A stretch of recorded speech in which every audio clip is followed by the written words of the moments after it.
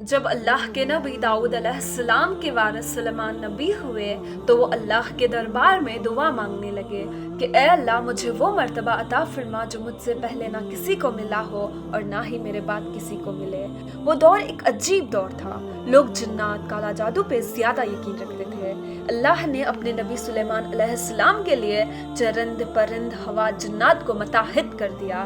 तो बस अल्लाह के नबी सुलेमान अलैहिस्सलाम जहाँ भी कुफर नफरत और इंसानों पर जुल्म देखते थे तो आके अपने मौजज़ात दिखाते और यूं इंसान आपको अल्लाह के नबी समझकर सही रास्ते पर आ जाते थे।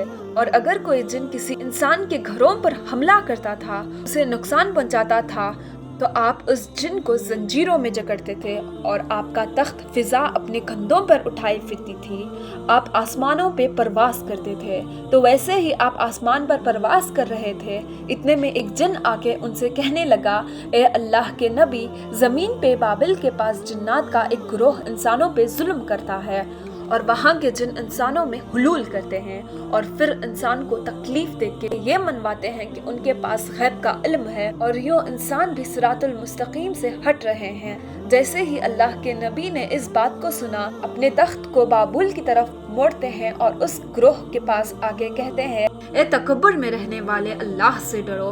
वो जिन्नात के ग्रोह हज़रत सुलेमान की ताकत से ना वाकिफ थे। उनमें से एक जिन लियाब कहने लगा, हम किसी से नहीं डरते, हम अपनी मर्जी चलाते हैं। और उसकी क़बाइल के कुछ जिन हज़रत सुलेमान अलैहिस्सलाम के तख्त के चारों तरफ से आ जाते हैं और कहते हैं, अगर तू वाकई सच्चा है तो हमें कैद करके दिखा।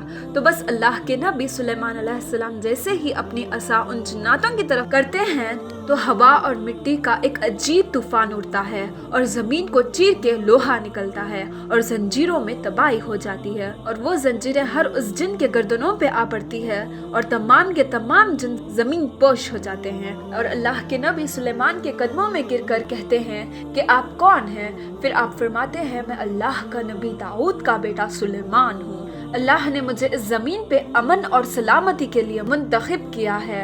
ऐ दौराहे जिन, खबरदार हो जाओ, इस जमीन में फसाद ना फैलाओ वरना अल्लाह का अजाब तुमको फिन्नार कर देगा।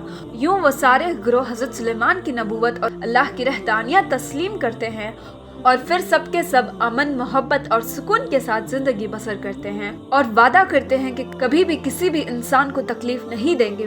बेशक अल्लाह जिसे चाहे अपनी खास रहमत और ताकत से नवाजता है। वो हर दुआ को सुनने वाला है और सब पे करम करने वाला है। ए अल्लाह, इस पूरे जहान पे अपना करम फरमा और हर इंसान की दुआ को कबूल फरमा। आमीन सुमा।